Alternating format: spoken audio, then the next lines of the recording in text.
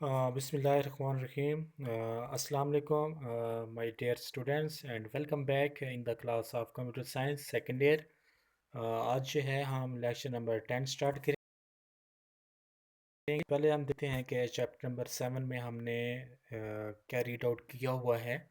Chapter number 7 के अंदर हमने माइक्रोसॉफ्ट एक्सेस फॉर्म और रिपोर्ट के बारे में जो है इसको रीड आउट किया हुआ है।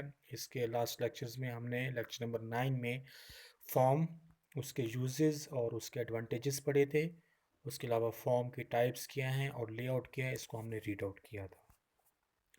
आज हमारा लास्ट टॉपिक है चैप्टर नंबर 7 का, जो इसमें आ रहा है रिपोर्ट क्या होती है और उसके uses, standard type of report कौन सी हैं, different between form and report में क्या फ़र्क है। सबसे पहले हमारे पास रिपोर्ट क्या है। Report are the output of database application. Form जो था वो इनपुट के तौर पे होता है, रिपोर्ट जो है ये एज अ आउटपुट के तौर पे हम क्या करते हैं, इसको इस्तेमाल करते हैं। The user can generate different type of report by manipulating database. User जो है वो मुख्तलिफ किस्म की रिपोर्ट को जनरेट कर सकता है डेटाबेस को इस्तेमाल करते हुए। द इंफॉर्मेशन उन report can be arranged in different style. कोई भी मालूमात जो है रिपोर्ट के ऊपर हम उनको मुख्तलिफ स्टाइल से क्या कर सकते हैं, अरेंज कर सकते हैं। The user can not edit the data display on the report. Report के ऊपर यूज़र जो है वो डाटे को एडिट, चेंज, रद्दबदल उसमें नहीं कर सकता। फॉर्म के अंदर तो हो जाता था क्योंकि उसमें हम इनपुट करते हैं, लेकिन रिपोर्ट के अंदर पॉसिबल नहीं है। The user can not input data in report. User जो है वो रिपोर्ट के अंदर डाटे को इनपुट नहीं कर सकता क्योंकि रिपोर्ट आउटपुट है और फॉर्म जो है वो इनपुट है हमारे पास। उसके बाद यूजेस ऑफ रिपोर्ट। रिपोर्ट का इस्तेमाल कहाँ कहाँ पर है, मतलब कि इसको हम कहाँ कहाँ पर जो है वो यूटिलाइज कर सकते हैं। सबसे पहले report are present required information in different style.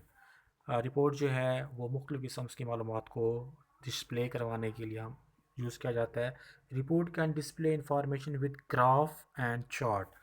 Report के अंदर जो है कोई भी मालूमात को हमने स्टोर करना है वो ग्राफ या चार्ट की शक्ल में करना है। Report are very important for making important decision. मतलब रिपोर्ट हम इस वजह से बनाते हैं कि कोई भी हमने अहम फैसले करने हैं, कोई अहम फैसले ही करने हैं किसी के बारे में, क्लास हो सकती है या कोई भी ऐसी चीज़ जिसके बारे में हमने कोई डिसीजन लेना है, तो हम रिपोर्ट का इस्तेमाल करते हैं। Report can display the result. Report जो है वो रिज़ल्ट को डिस्प्ले करवाता है, मतलब हमारे पास रिपोर्ट जो है वो एज अ आउटपुट के तौर पे ही हम इसको यूज़ करते हैं। उसके बाद है स्टैंडर्ड टाइप ऑफ रिपोर्ट कौन कौन सी हैं। Type of report in M S access as follow. सबसे पहले कॉलमर रिपोर्ट क्या है, the display the value of each field in the record of table.